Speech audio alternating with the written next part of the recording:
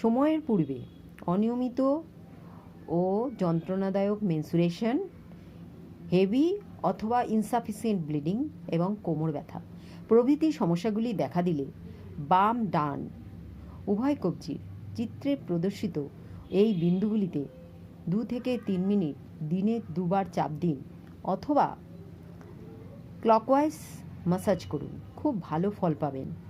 এই চিকিৎসা চালিয়ে গেলে 2 থেকে 3 মাসের মধ্যেই রেগুলার মেনস্ট্রুয়েশন সম্ভব হবে এবং এই সংক্রান্ত সমস্ত সমস্যা দূর হবে। লিউকোরিয়া রোগের ক্ষেত্রেও এই চিকিৎসা খুবই উপকারী।